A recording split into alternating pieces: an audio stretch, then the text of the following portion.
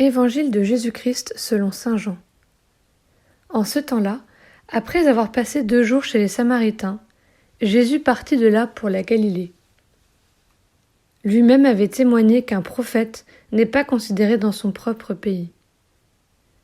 Il arriva donc en Galilée.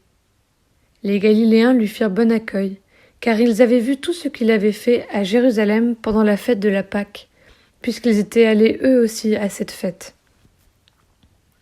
Ainsi donc, Jésus revint à Cana de Galilée, où il avait changé l'eau en vin.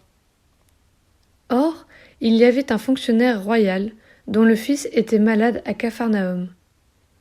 Ayant appris que Jésus arrivait de Judée en Galilée, il alla le trouver.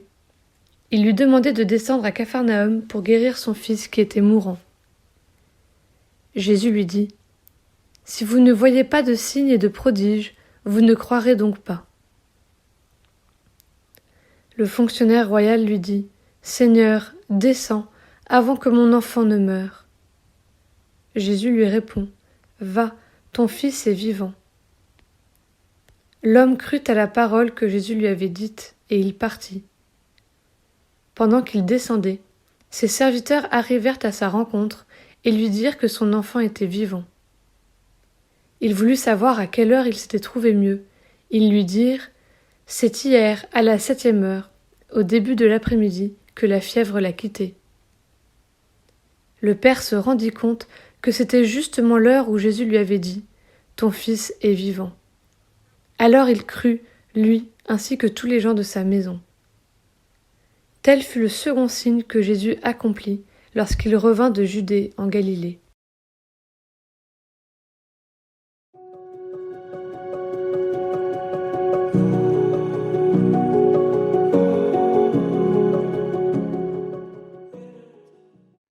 À la fin du premier signe que Jésus avait accompli à Cana, l'eau changée en vin, il avait été dit que les disciples de Jésus avaient cru en lui.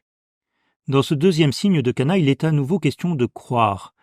Jésus interpelle ses auditeurs : « Si vous ne voyez pas de signes et de prodiges, vous ne croirez donc pas. » Pourtant, le fonctionnaire royal entre bien dans une démarche de foi. Lorsque Jésus lui demande de rentrer chez lui, en affirmant de manière un peu expéditive que son fils est vivant, il croit à sa parole. De nouveau, à la fin du passage, en apprenant que son fils a été guéri, à l'heure même où Jésus avait prononcé cette parole, l'évangéliste nous dit qu'il crut, lui ainsi que tous les gens de sa maison. Quand donc cet homme a-t-il cru ?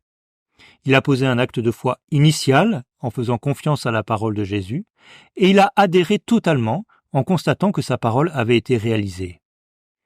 C'est ce qui se passe dans notre chemin à la suite de Jésus.